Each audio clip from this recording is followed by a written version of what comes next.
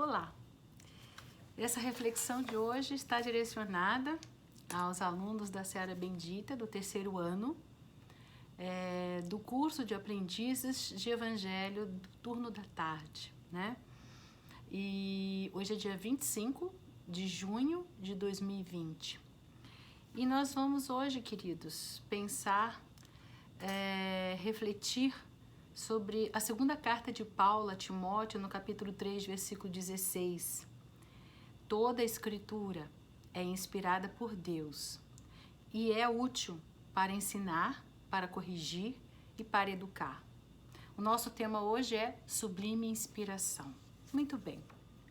Quem era Timóteo? Paulo conheceu Timóteo ainda pequeno e por isso ele considerava um filho espiritual. A sua mãe e a sua avó, elas eram judias, mas o seu pai era um gentio, né? Não era da religião judaica.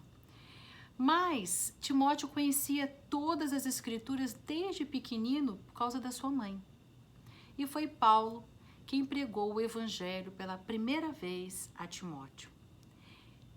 Timóteo era natural de Listra perto de Derbe, por ali, Capadócia, por ali, né? E Timóteo viajou com Paulo muitas vezes. E às vezes ele até representava Paulo nas igrejas de Filipe, Corinto e de Tessalonicenses. Essa epístola que nós vamos refletir junto hoje, ela foi escrita 67 anos depois de Cristo. E foi justamente durante a última prisão, onde Paulo de Tarso aguardava ser executado por Nero em Roma. E aí, Paulo de Tarso escreve para fortalecer Timóteo em face ainda dos sofrimentos que ele sabia que o jovem discípulo ainda ia encarar, né? Então, eu vou ler um pouquinho antes, né? O nosso versículo é 16, eu vou começar aqui no 14, para a gente relembrar. Tu, porém, diz Paulo, permanece naquilo que aprendeste e de que foste inteirado, sabendo de quem o aprendestes. Versículo 15. E que desde a infância sabe as sagradas letras que podem tornar-te sábio para a salvação pela fé em Cristo Jesus. Aí o nosso versículo 16. Toda a escritura, ela é inspirada por Deus e útil para o ensino, para a repreensão, para a educação, correção e educação na justiça. E o 17, o depois, né, do nosso versículo. A fim de que o homem de Deus seja perfeito e perfeitamente habilitado para toda boa obra. Vamos começar a nossa reflexão? O que seria estar habilitado? No dicionário, a palavra habilitado diz que é aquele que está apto, que está capaz, que cumpriu todas as exigências ou pré-requisitos para alguma coisa, que foi aprovado no exame ou num concurso.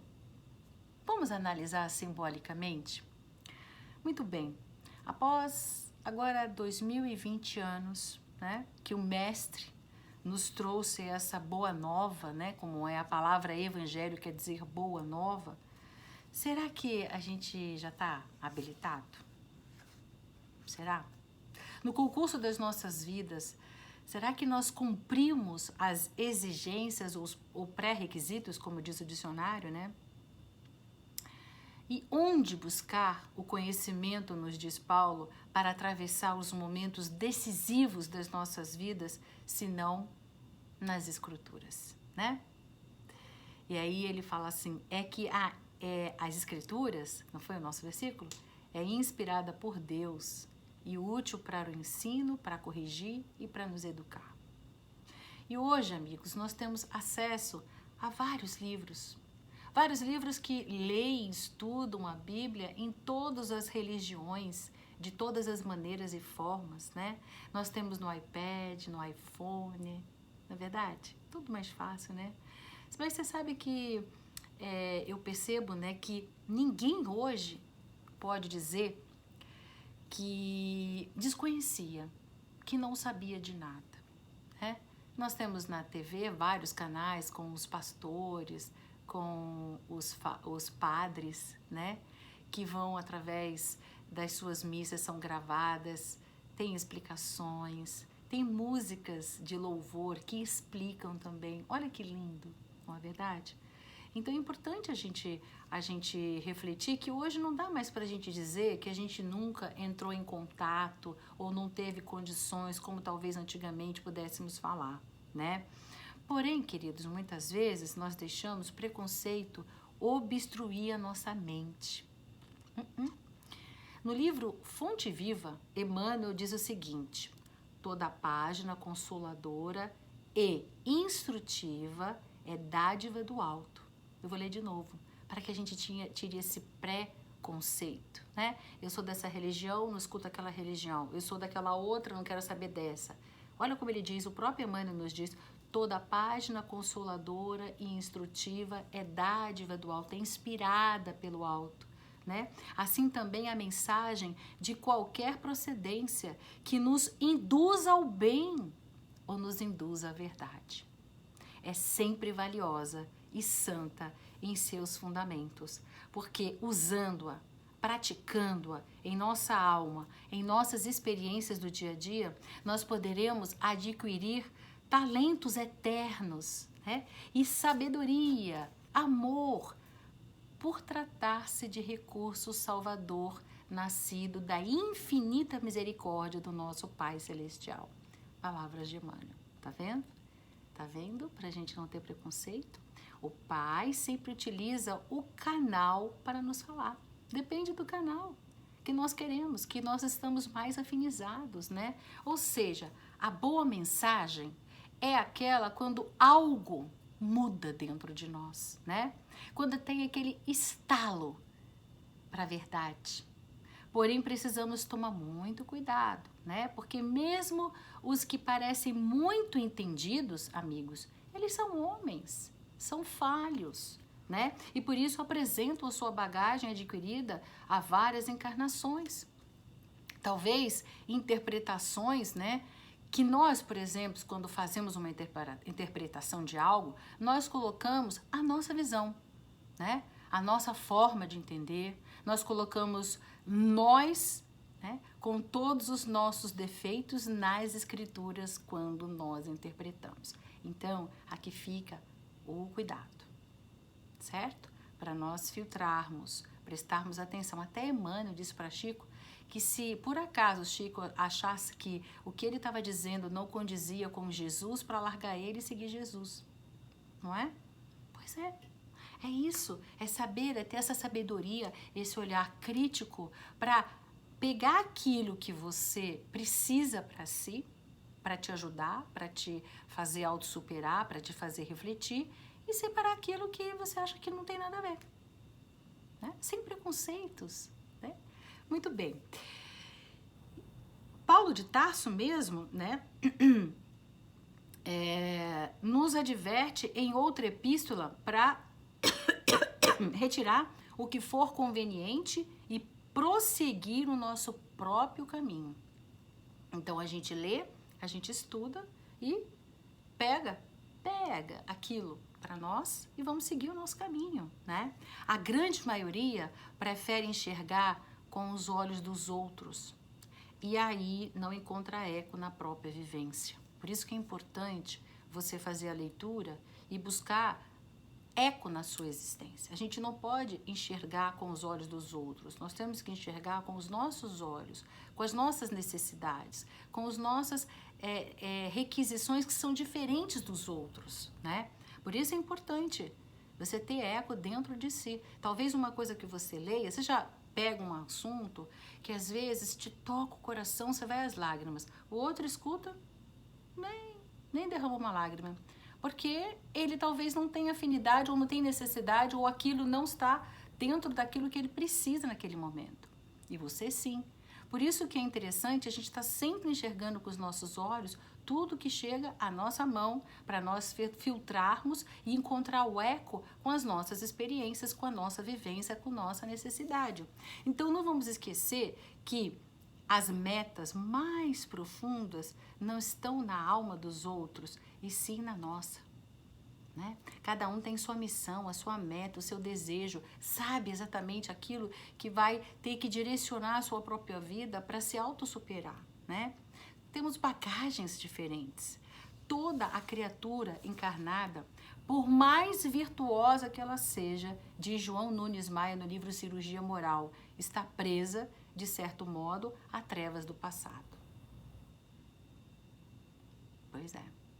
Por isso, ouçam, escutem e filtrem, porque todos nós, todos, estamos ainda, de certo modo, presos a alguma treva do nosso passado. Então, talvez a nossa interpretação não seja a pura verdade, né? Não seguir, então, de olhos fechados, usar sempre o discernimento e a razão. E usando a razão, busquemos quem? Jesus, que é o caminho, a verdade e a vida. Ele nos trouxe o maior e melhor presente que alguém pode nos dar: a esperança, né? A visão de um futuro melhor. O Evangelho, como a própria palavra diz, é boa e feliz notícia. E é isso que o Mestre trouxe, a boa e feliz notícia para nos trazer a esperança de um futuro melhor. É um pergaminho de luz, que a tarefa é melhorar as criaturas. É isso que Jesus veio trazer. Só que Jesus, ele trouxe o Evangelho vivo, né? Ele andou entre nós e falou das esperanças dos céus, que poderiam começar aqui entre nós, andando, né, pela terra, nos caminhos da nossa terra. E Jesus nos despertou para uma vida mais consciente. Ele pregou a liberdade através do exercício do amor e nunca da violência. Então, prestem atenção. Esse momento de transição planetária, né? Estamos todos muito com os nervos à flor da pele e a gente acha que vai pregar a liberdade através da violência. O Mestre nos ensinou a pregar a liberdade através do exercício do amor. Como pastor de um só rebanho. Quem é o rebanho? Toda a humanidade. Não importa qual for o ângulo da verdade que você está vendo ou abraçando ou aprendendo. Não importa o ângulo da verdade, é a mesma verdade, né? Só é vista de um ângulo diferente. A minha tia me dá um exemplo muito bom. Ela já se encontra na pátria espiritual. Ela se chama Cléudia Albuquerque Melo, se chamava, né? Irmã do meu pai. E ela escreveu vários livros infantis, viu? De Evangelho segundo o Espiritismo. E o interessante é que ela dizia para mim que as religiões são assim: a verdade é o elefante. Aí um pega a tromba e diz que essa que é a verdade. O outro pega e descreve a tromba.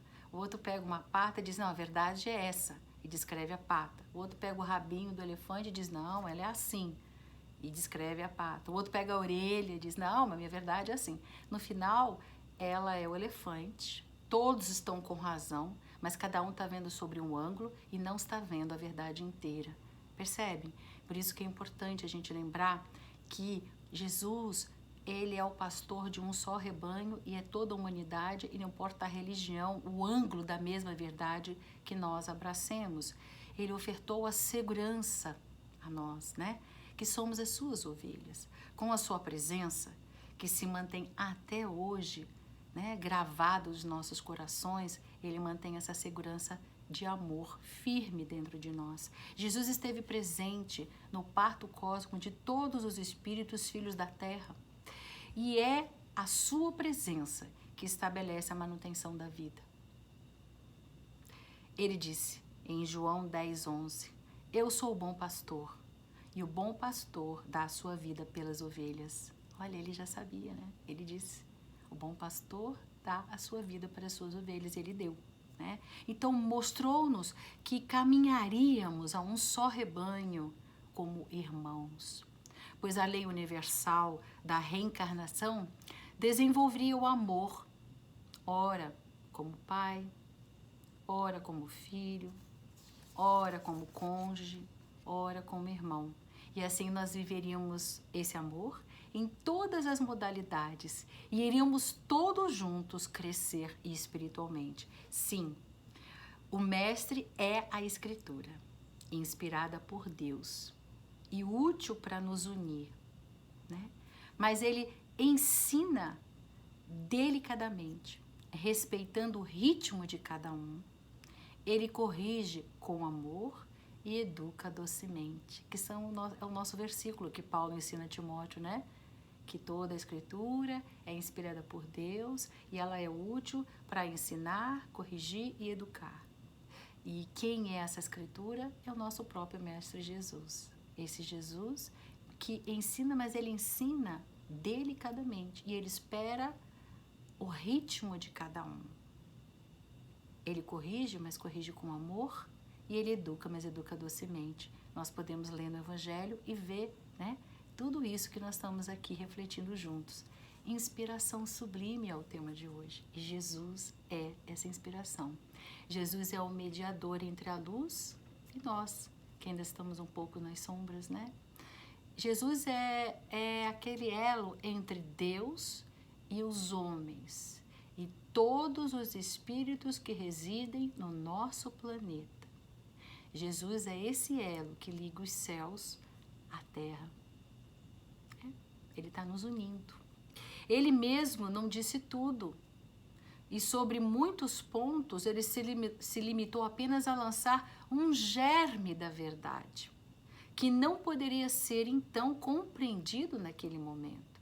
Ele deixou ali o sentido oculto de certas frases, para que o amadurecimento espiritual da humanidade viesse com a contribuição também da ciência e nós pudéssemos então compreender um pouco mais, né?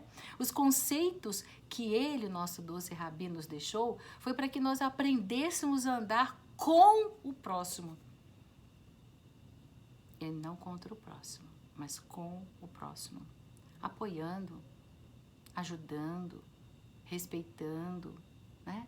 E principalmente, amigos, amando, tomando as nossas relações sociais, profissionais e familiares, tornando-as mais felizes.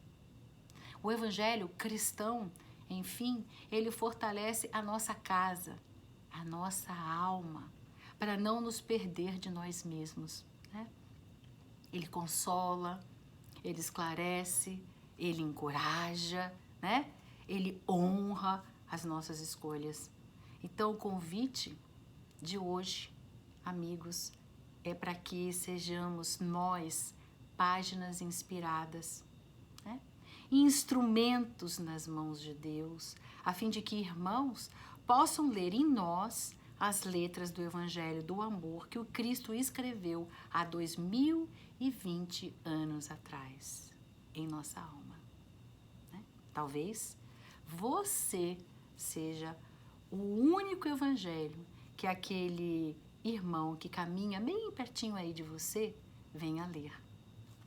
Abraços fraternos, que assim seja. Muitas saudades de todos vocês, nossos alunos, que nós possamos, né, de alguma maneira estarmos juntos na próxima quinta-feira, que possamos fazer uma nova reflexão e abraços bem gostosos entre vocês, né, conosco.